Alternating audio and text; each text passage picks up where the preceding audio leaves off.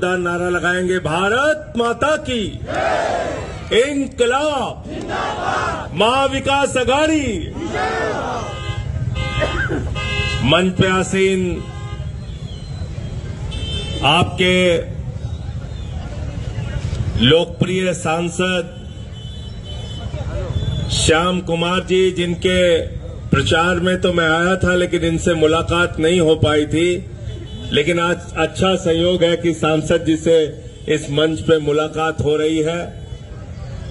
हमारे बीच में मौजूद मंच पर आपके लोकप्रिय प्रत्याशी, महाराष्ट्र सरकार के पूर्व मंत्री रमेश जी, हमारे साथ सुबह से मौजूद सभाओं के आयोजन में व्यस्त एनसीपी के जिला अध्यक्ष प्रवीण पाटिल जी, पूर्व विधायक विजय जी, पूर्व आईएएस किशोर जी, रश्मिताई और मैं मंच पर आसीन सभी पार्टियों के, चाहे वो कांग्रेस पार्टी के नेता हों, एनसीपी के हों, शरद पवार जी की पार्टी के, उद्धव बाला साहब ठाकरे जी की पार्टी के, आम आदमी पार्टी के सभी कार्यकर्ताओं का, सभी नेताओं का हृदय से अभिनंदन करता हूं, स्वागत करता हूं इस सभा के अंदर। साथियों और दोस्तों, 20 तारीख को आपको अपना वोट देने के लिए जाना है और लोकतंत्र में ये बहुत बड़ी ताकत बाबा साहब डॉक्टर भीमराव अंबेडकर जी ने आपको दी। बाबा साहब ने ये ताकत दी आपके उंगली के इशारे में। आप जिसको चाहते हैं वो विधानसभा में जाता है, आप जिसको चाहते हैं वो संसद में जाता है, आप जिसको चाहते हैं वो मंत्री बनता है, आप जिसको चाहते हैं वो मुख्यमंत्री बनता है, आप जिसको चाहते हैं वो प्रधानमंत्री बनता है। लोकतंत्र के असली मालिक आप हो। आपको महाराष्ट्र की तकदीर बनाने के लिए वोट करना है। मैं हाथ जोड़कर आपसे विनती करने के लिए आया हूं और इसलिए भी आया हूं कि जिन लोगों से आप लड़ाई लड़ रहे हैं वो भारतीय जनता पार्टी के लोग, वो शिंदे की पार्टी के लोग, वो अजीत पवार की पार्टी के लोग, इन्होंने महाराष्ट्र के अंदर पार्टियों को तोड़ने का काम किया है, विधायकों को तोड़ने का काम किया है, लोकतंत्र को खत्म करने का काम किया है, बाबा साहब के संविधान को कुचलने का काम किया है, महाराष्ट्र की जनता के साथ गद्दारी करने का काम किया है। और महाराष्ट्र के लोगों, छत्रपति शिवाजी महाराज का एक ही संदेश है, गद्दारों को माफी नहीं मिलनी चाहिए।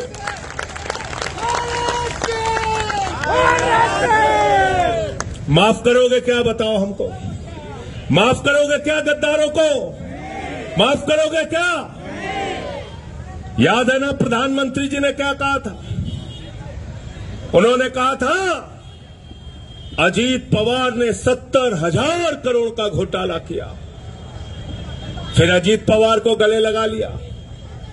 बीजेपी वालों ने कहा, देवेंद्र फडणवीस ने कहा, अजीत दादा चक्की पिसिंग पिसिंग पिसिंग। सुबह 6:30 बजे मैं देख रहा था, शपथ ले रहे हैं, मिक्सिंग मिक्सिंग मिक्सिंग कर रहे हैं, पिसिंग पिसिंग से मिक्सिंग मिक्सिंग। फिर बोले छगन भुजबल ने भ्रष्टाचार किया, उसको उठा के मंत्री बना दिया।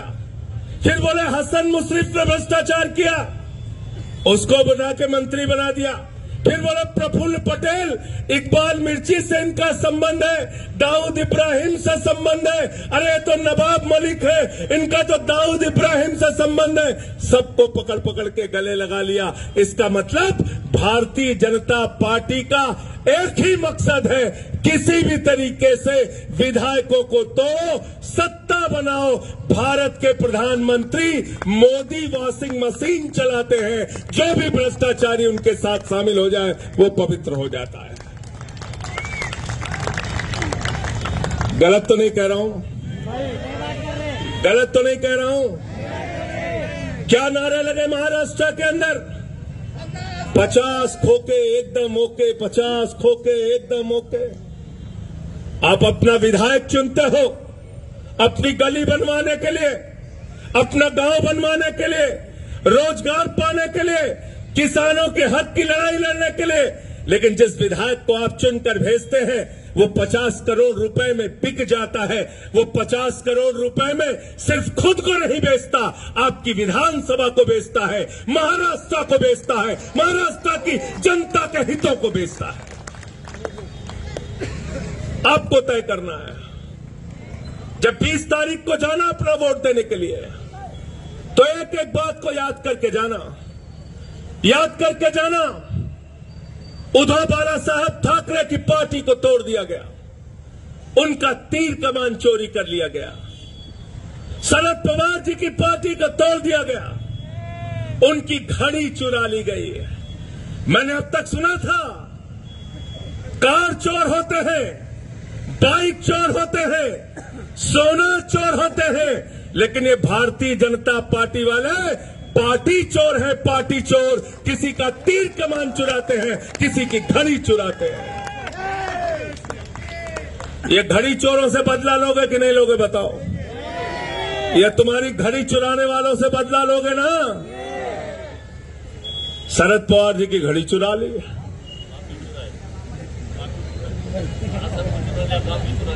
और तीर कमान चुरा लिया बाला साहब ठाकरे जी का। तो ये पार्टी चोर लोग हैं।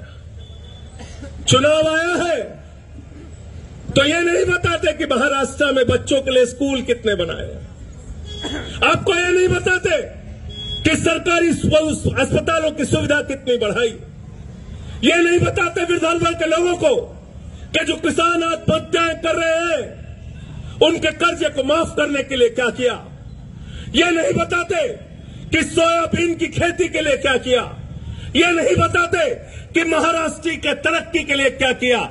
नारा देते हैं बटेंगे, कटेंगे, बटेंगे, कटेंगे। मैं उससे कहना चाहता हूं, अगर बटोगे तो तुम्हारे बच्चों के सरकारी स्कूल बंद हो जाएंगे, अगर बटोगे तो तुम्हारे सरकारी अस्पताल बंद हो जाएंगे, अगर बटोगे तो तुम्हारी सड़कें टूट जाएंगी, अगर बटोगे तो किसान आत्महत्या करने के लिए मजबूर होगा, अगर बटोगे तो नौजवान ये बेरोजगारी के कारण आत्महत्या करने के लिए मजबूर होगा, अगर बटोगे तो भारत की सेना को 4 साल के लिए अग्निवीर के नाम पे गिरवी रखा जाएगा, अगर बटोगे तो महंगाई से तुम्हारी कमर तोड़ दी जाएगी। इसलिए मैं आपसे कहने के लिए आया हूं, यूपी के, बिहार के, महाराष्ट्र के एक एक मतदाता से कहने के लिए आप सबसे आया हूं कि न बटिए न कटिए, मिलके बीजेपी को रपटिए। करना नहीं करना बताओ? रपटना है ना इनको? हिंदू मुसलमान करते हैं चुनाव में। यहां हमारी माताएं बहनें बैठी हैं, अपने पति से छिपा के 1500 की नोट घर के संदूक में रखी थी कि बेटी की शादी होगी तो ये पैसा काम आएगा, घर बनाना होगा तो ये पैसा काम आएगा, घर में कोई बीमार हो जाएगा तो ये पैसा काम आएगा, कभी मजबूरी में, कभी हमारे बच्चों को जरूरत होगी तो ये पैसा काम आएगा। नरेंद्र मोदी ने कहा माताओं और बहनों यही काला धन है, इसको निकालो, लाइन में लगो, नोटबंदी कर दी, पैसा जमा करा लिया। बर्बाद किया कि नहीं किया बताओ? बर्बाद किया। तुम्हारा पैसा जमा करा लिया और पैसा किसको दे दिया? अपने दोस्तों को दे दिया। 20,000 करोड़ लेके नीरव मोदी भाग गया, 10,000 करोड़ लेके विजय माल्या भाग गया, 6,000 करोड़ लेके नितिन संदेशा भाग गया, 3,000 करोड़ लेके ललित मोदी भाग गया।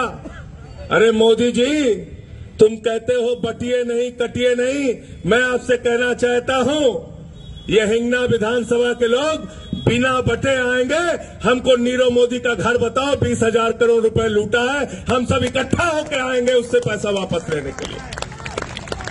बताओ चलोगे ना? बताओ हमको 10,000 करोड़ रुपए की संपत्ति जो हमारी लूट के ले गया विजय माल्या, बताओ उसका पता। हम सब मिल के बिना बटे आएंगे उससे अपना पैसा वसूलने के लिए। देश की जनता को बेवकूफ समझते हो।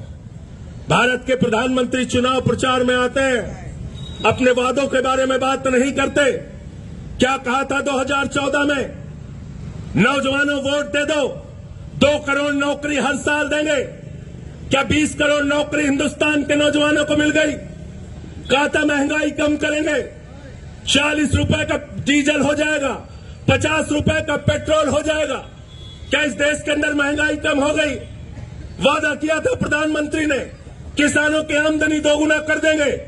क्या देश में किसानों की आमदनी दोगुना हो गई? नहीं। इन सारे सवालों पर प्रधानमंत्री बात नहीं करते। 10 साल भारत के प्रधानमंत्री रहने के बाद मोदी जी आते हैं, कहते हैं एक रहेंगे तो सेफ रहेंगे। क्या कहते हैं? एक रहेंगे तो सेफ रहेंगे। मुझे शर्म आती है, भारत के प्रधानमंत्री चुनाव प्रचार में जाते हैं, कहते हैं तुम्हारी भैंस चोरी हो जाएगी, तुम्हारा मंगलसूत्र चोरी हो जाएगा, फिर अभी कहा रोटी चोरी हो जाएगी। लेकिन शर्म तो सबसे ज्यादा तब आई जब देश के प्रधानमंत्री ने कहा तुम्हारी बेटी चोरी हो जाएगी। मैं प्रधानमंत्री जी आपसे कहना चाहता हूं, अगर आप 10 साल से भारत के प्रधानमंत्री हैं, 22 राज्यों में आपकी सरकार है, गृह मंत्री आपका, रक्षा मंत्री आपका, उसके बावजूद हमारी बेटियां अगर सुरक्षित नहीं है तो इस्तीफा दो अपने प्रधानमंत्री के पद से और गुजरात में जाकर घास छीलो।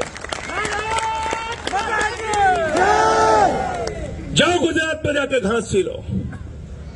देश का प्रधानमंत्री कह रहा है बेटियां सुरक्षित नहीं है, एक है तो सेफ है। यहां कहते हैं एक है तो सेफ है, और दुबई में जाते हैं, कतर में जाते हैं तो वहां शेखों को गले लगाते हैं, कहते हैं हम तुम अगर एक है तो हमारे बच्चे सेफ हैं। किसका धंधा चल रहा है रमेश जी? जय शाह का धंधा चलता है दुबई के शेखों के साथ। देवेंद्र वानखेड़े जी बताओ आप, चलता नहीं चलता? चलता है ना? तो यहां आपसे लड़वाते हैं और दुबई में कतर में गले लगाते हैं। ये राष्ट्रवाद की बात करेंगे, ये राष्ट्रवाद की बात करेंगे। अरे आपकी तो पार्टी का नाम ही राष्ट्रवादी कांग्रेस पार्टी है, आपको क्या राष्ट्रवाद सिखाने आए हैं? मैं नागपुर में खड़ा हूं और आपको चैलेंज देके जा रहा हूं, कोई भी बीजेपी वाला मिले उससे एक सवाल पूछना, राष्ट्रवाद के बारे में तुम लोग बात करते हो भाजपाइयों, अपने 4 पुरखों का नाम बताओ जिन्होंने हिंदुस्तान की आजादी में शहादत दी है। संजय सिंह इस्तीफा दे देंगे राजनीति से। मैं आपसे कह रहा हूं, मैं राजनीति से संन्यास ले लूंगा। 4 शहीदों का नाम बताओ, भाजपाइयों से पूछ लेना, 4 शहीदों का नाम बताओ जिन्होंने हिंदुस्तान की आजादी के लिए अपने प्राणों की आहुति दी है, जिनका ताल्लुक भाजपा की विचारधारा से रहा हो, जिनका ताल्लुक आरएसएस से रहा हो। अरे आरएसएस वो संस्था है जिन्होंने 52 साल तक भारत माता की आन बान और शान तिरंगे झंडे को नहीं फहराया। जिन लोगों ने तिरंगे को नहीं फहराया, जिन्होंने तिरंगे से नफरत की, वो राष्ट्रवादी नहीं हो सकते। ये देश के गद्दार लोग हैं। मैं आपसे कहने के लिए आया हूं, दलितों की पिछड़ों के सवाल पे मैं बात करने के लिए आया हूं।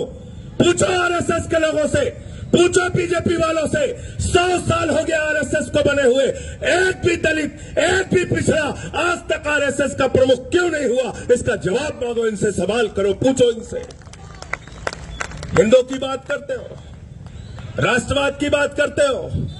भारत के प्रधानमंत्री, भारत के पहले प्रधानमंत्री है नरेंद्र मोदी, जिन्होंने पाकिस्तान के प्रधानमंत्री नवाज शरीफ को अपने शपथ ग्रहण में बुलाया। भारत के पहले प्रधानमंत्री है नरेंद्र मोदी, जो बिना बुलाए नवाज शरीफ के बर्थडे का केक काटने चले गए क्योंकि अपने दोस्त जिंदल को ठेका दिलवाना था। भारत के पहले प्रधानमंत्री है नरेंद्र मोदी, जिन्होंने पठानकोट में आईएसआई को बुला के हमारे शहीदों की जांच कराने का काम किया। भारत की पहली पार्टी है भारतीय जनता पार्टी, जिसका राष्ट्रीय अध्यक्ष रक्षा सौदे में दलाली खाते हुए पकड़ा गया। ये लोग राष्ट्रवाद के बारे में बात नहीं कर सकते, ये राष्ट्रवाद के बारे में बात करेंगे। ये भाजपा के लोग, इनसे पूछना और कहना संजय सिंह आए थे, क्या शरद पवार जी गए थे जिन्ना की कब्र पे? अरविंद केजरीवाल गए थे जिन्ना की कब्र पे? क्या उद्धव ठाकरे गए थे जिन्ना की कब्र पे? नहीं, जिन्ना की कब्र पे भारत के टुकड़े करने वाले जिन्ना की कब्र पे अगर कोई गया था तो भारतीय जनता पार्टी के नेता लाल कृष्ण आडवाणी गए थे, बीजेपी वाले गए थे। तुम हमसे राष्ट्रवाद की बात करते हो, तुम राष्ट्रवाद सिखाते हो हमें, जिन्होंने इस देश के साथ गद्दारी करने का काम किया, जिन्होंने हमारे तिरंगे से नफरत करने का काम किया। इसलिए साथियों और दोस्तों, आपसे कहना चाहता हूं, अपने मुद्दों पे ध्यान देना, ये फर्जी नारों के चक्कर में मत पड़ना। और जब वोट देने के लिए जाना 20 तारीख को, तो नरेंद्र मोदी ने कहा था ना, माताओं और बहनों, घर का सिलेंडर देख के जाना। एक तो मैं एक बात ये कहता हूं, सांसद जी, आपकी भी राजनीति लंबी हो गई, रमेश भाई की तो हम सबसे ज्यादा है। जिंदगी में बहुत नेता इनको मिले होंगे, लेकिन नरेंद्र मोदी जैसा झूठा प्रधानमंत्री आज तक हमने नहीं देखा। जितने कॉन्फिडेंस के साथ आप सच नहीं बोल सकते, उससे ज्यादा कॉन्फिडेंस के साथ हमारा प्रधानमंत्री झूठ बोलता है। हर बात में झूठ, हर बात में झूठ बोलना।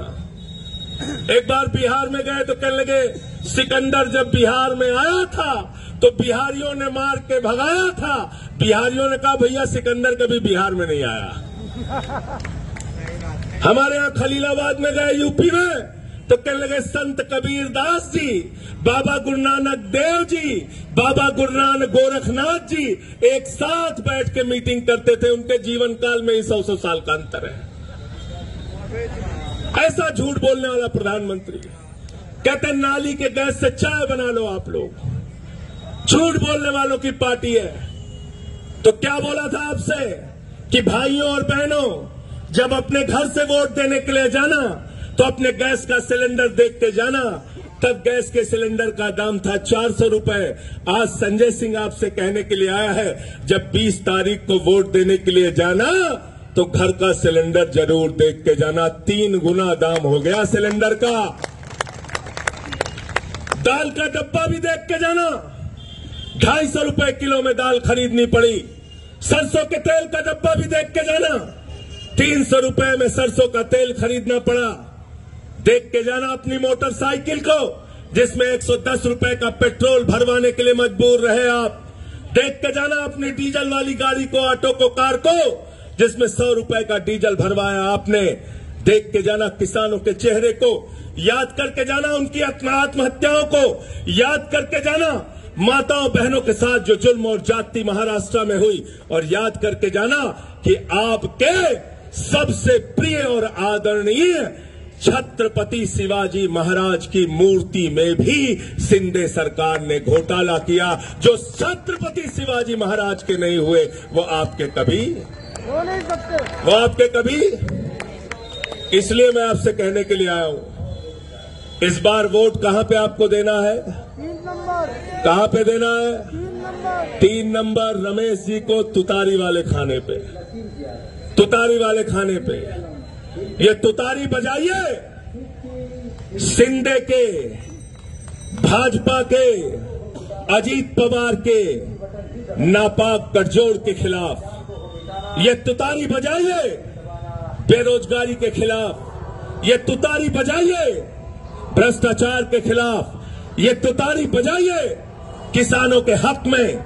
ये तुतारी बजाइए अग्निवीर योजना के खिलाफ। ये तुतारी बजाइए महंगाई के खिलाफ। और जब आप ये तुतारी बजाएंगे तो ये जो बहरे कान है भारतीय जनता पार्टी के, ये आपकी बातों को सुनने के लिए मजबूर होंगे, आपकी मांगों को मानने के लिए मजबूर होंगे। मुझे कोई बता रहा था कि यहां का जो कैंडिडेट है बीजेपी का, उसके बाप को शरद पवार ने बनाया। गलत तो नहीं कह रहा हूं? सही बात है। गलत तो नहीं कह रहा हूं? सही बात है। तो लोग यहां पे कह रहे हैं जो शरद पवार का नहीं हुआ, वो हिंगना की जनता का क्या होगा भाई? तो इसकी जमानत जब्त करा देना, इनको जवाब दे देना, सूद समेत जवाब दे देना। आपसे ये कहने के लिए आया हूं कि किसी भी नकली नारे के चक्कर में मत फंसना। ये लोग आपको लूटने का काम कर रहे हैं, आपकी बैंकों को खाली करने का काम कर रहे हैं, देश में महंगाई बढ़ाने का काम कर रहे हैं, और उससे लड़ने का काम महाराष्ट्र के अंदर महाविकास आघाड़ी कर रही है और महाविकास आघाड़ी की 4-5 घोषणाओं को याद करके चुनाव में वोट देने के लिए जाना। इन लोगों ने अपने घोषणा पत्र में ऐलान किया है, महाविकास आघाड़ी ने ऐलान किया है, सरकार बनने के बाद, महाविकास आघाड़ी की सरकार बनने के बाद माताओं और बहनों के खाते में 3,000 रुपए प्रतिमाह दिया जाएगा। नौजवानों को नौकरी दी जाएगी और अगर नौकरी जब तक नहीं दे पाते 4,000 रुपए नौजवानों को बेरोजगारी भत्ता दिया जाएगा। दिल्ली के अंदर अरविंद केजरीवाल जी ने महिलाओं के लिए बस की यात्रा फ्री की है। मुझे बहुत खुशी है कि महाराष्ट्र में भी महाविकास आघाड़ी ने ऐलान किया है बस की यात्रा महिलाओं के लिए पूरी तरीके से फ्री रहेगी। और यहां किसान विदर्भ के अंदर आत्महत्या करने के लिए मजबूर है। मुझे खुशी है, ऐलान किया है महाविकास आघाड़ी ने कि 3 लाख रुपए तक का किसानों का कर्जा जीरो किया जाएगा, उसको माफ किया जाएगा। मुझे मालूम है कि बिजली के नाम पे आपको लूटा गया। मुझे मालूम है कि आपके साथ यह सरकार तमाम तरीके के अन्याय कर रही है। आने वाली 20 तारीख को सूद ब्याज समेत उसका बदला लेने का काम करना और इस बार महाविकास आघाड़ी की सरकार बनाइए, महाराष्ट्र को आगे लेकर जाइए। आपके साथ जो गद्दारी की गई है, जो धोखा किया गया है, भारत के प्रधानमंत्री आके भाषण देते हैं। मैं उनसे पूछना चाहता हूं, प्रधानमंत्री जी, महाराष्ट्र के लोगों ने क्या गुनाह किया था? आपने 16 योजनाएं, 16 प्रोजेक्ट महाराष्ट्र से उठा के लगभग 2 लाख करोड़ रुपए का प्रोजेक्ट उठा के आप गुजरात लेकर चले गए। जिन लोगों ने महाराष्ट्र के साथ सौतेली मां जैसा व्यवहार किया है, उस भारतीय जनता पार्टी की जमानत जब्त कराने का काम आपको करना है। और हमारे उत्तर भारतीय लोग जो यहां पे हैं, उनसे भी हाथ जोड़ के कहने के लिए आया हूं, यूपी में तो बीजेपी का सफाया हो गया ना? कितनी सीट हारे? 43-44 सीट हार गए। और कहां हारे? कहां हारे? अयोध्या हार गए। सबको याद है। ताली बजाओ अपने लिए एक बार। अयोध्या हार गए, सुल्तानपुर हार गए, अकबरपुर हार गए, प्रतापगढ़ हार गए, कौशाम्बी हार गए, प्रयागराज हार गए, चित्रकूट हार गए, सीतापुर हार गए, रामपुर हार गए, रामटेक हार गए, नासिक हार गए। जहां जहां से प्रभु श्री राम गुजरे वो सारी की सारी सीटें बीजेपी वाले हार गए। अरे जब प्रभु श्री राम ने आपको संदेश दे दिया कि अब हमने बीजेपी का साथ छोड़ दिया, तो अब आप लोग भी संकल्प ले लीजिए कि आप भी बीजेपी का साथ पूरी तरीके से छोड़ दीजिए। तैयार हो सब लोग? हाथ उठा के बताओ, हमारे जितने यूपी, बिहार, उत्तर भारत के लोग हैं, मराठी भाइयों के साथ इस बार मिलकर वोट करना और भारतीय जनता पार्टी को संदेश देने का काम करना, उनको इस चुनाव में हराने का काम करना।